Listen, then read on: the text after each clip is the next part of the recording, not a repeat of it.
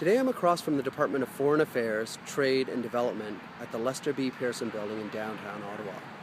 This is the major official international relations hub between Canada and the rest of the world. It handles many international and global concerns, everything from foreign policy, traveling abroad, diplomacy, and trade relations. Now one could see how this department lends itself to global citizenship education.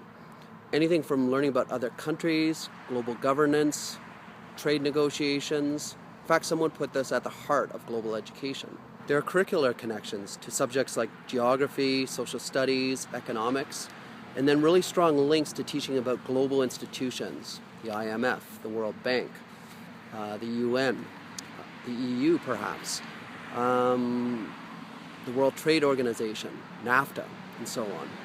Now, also housed within this department is a branch for international development. Now, until very recently in Canada, international development had its own semi-autonomous division called the Canadian International Development Agency. But now that it's integrated with foreign affairs and trade, it's the entire department that's concerned with foreign aid, humanitarian assistance, and emergency relief.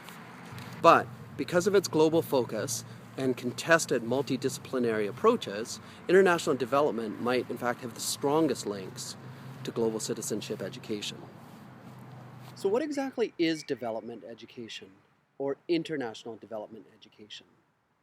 Well, the Irish Development Education Association says that it is something that enables people to understand the interdependent and unequal world in which we live and to act to transform it. We might reduce this and say that development education is simply about teaching about international development. But remember that development is a contested term, to be sure. For one, there are often blurred lines between emergency relief and international development. The first, we might say, is about national and international efforts to fulfilling the basic humanitarian needs of the affected population. By contrast, development looks at the development of the greater quality of life for humans. Therefore, it encompasses foreign aid, governance, healthcare, education, gender equality, disaster preparedness, infrastructure, economics, human rights, environmental issues associated with all of these. So a broad-based notion that is surely dependent on one's philosophy of development is imperative. The focal reading for this week by Stephen Cleese provides a good basis to consider our philosophy of development. It gives us a lot of good food for thought about the predicaments of international development and nicely summarizes contemporary perspectives by Thomas Dichter, David Ellerman, William Easterly, Roger Riddell, and Dambisa Moyo on foreign aid and development. Cleese also makes his own analyses and emphasizes the need for more money, new modalities for aid, and the importance of education. So although this concept is broad, there may be some strands that would be particularly relevant for us in this course, depending on how you see the connections to your goals as a teacher. So for example, thinking about education as a specific sphere for development, funding for education in poor countries, including resources, teacher training, and the complications with exporting curriculum. You might think about the role of international target setting in development. For example, the Millennium Development Goals are expiring this year, and a new post-2015 development paradigm is being negotiated as we speak, primarily by OECD countries. Declarations such as Education for All also have ambitious goals, but are they realistic?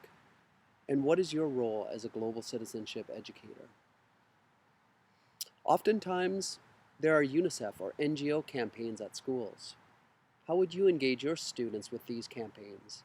And how would you maintain integrity vis-a-vis your perspective on development? Some of you are interested in teaching abroad or volunteering overseas. This aspect of global citizenship education has direct ramifications on development, especially when we consider the large numbers of Canadian professionals and volunteers that contribute to international development by working abroad.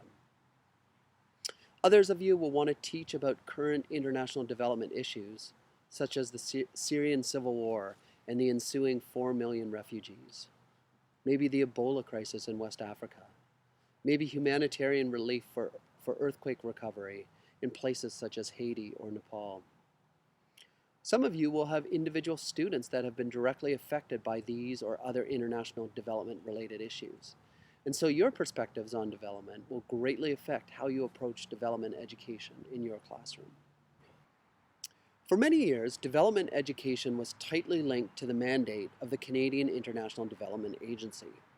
Not only did funding to international development increase along a linear trajectory, but concrete portions of funding were devoted to producing various curricula for Canadians to learn about international development from a Canadian perspective. With the merger of these federal agencies, international development, never mind development education, has taken a back seat to other national priorities of trade relations and security issues. Canada's aid spending has dropped to about 0.2% of our annual GDP, which is well below the UN target of 0.7%. By comparison, Canada spends about 1% of its annual GDP on defense.